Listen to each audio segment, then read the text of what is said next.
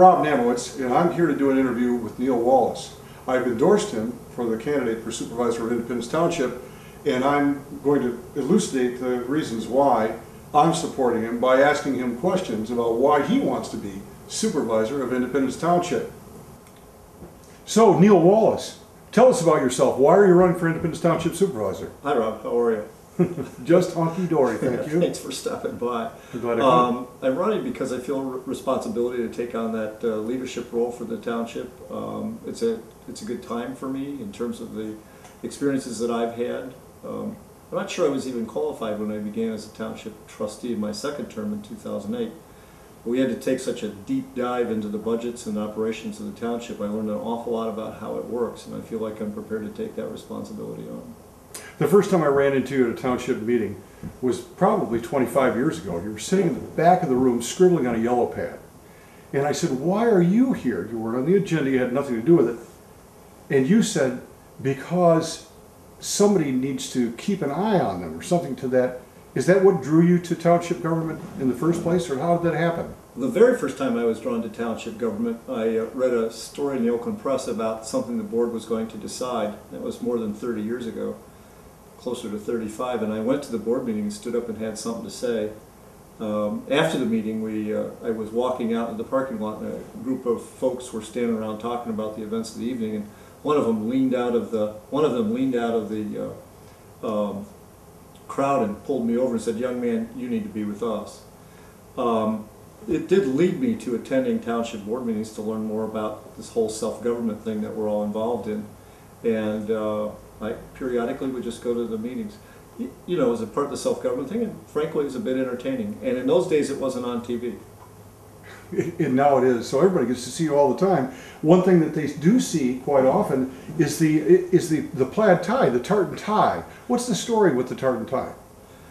Well, of course, it's my family tartan. It's the Wallace tartan, and it's kind of a reminder for me more than for everybody else that there's certain principles that my family had, and that it's a reminder to me to stick true to those principles. So do you feel as though it's sort of a tip of the hat to frugality? Well, it's certainly all of that. The Scots are famous for their frugality, and I've tried to do that. And I think it's come out when we've done our budget work for the township, that's where I start with. The budgetary process was really a mess, and you worked pretty hard to straighten that out.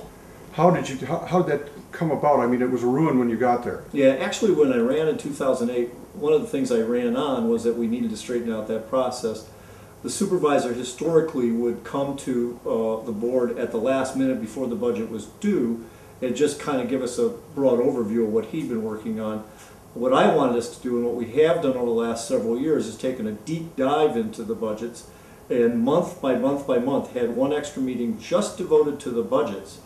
And by doing that, we were able to understand the operations better and understand the budgets better. And it turned out something we really needed because of the recession that we went through, the problems with the income that the township had, and our need to really understand and be able to continue to deliver services with more limited resources.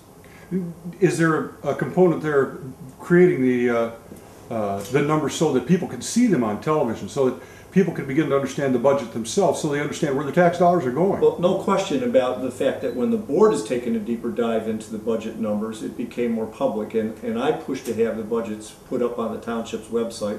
There was some resistance from the administration to that, but ultimately we won out and got those published. The other thing we did is began to look 3 years out and begin to plan for capital improvements, because prior administrations had really significantly deferred township maintenance, and so you could park a lot of money in savings, but if your assets are deteriorating, you're not really saving.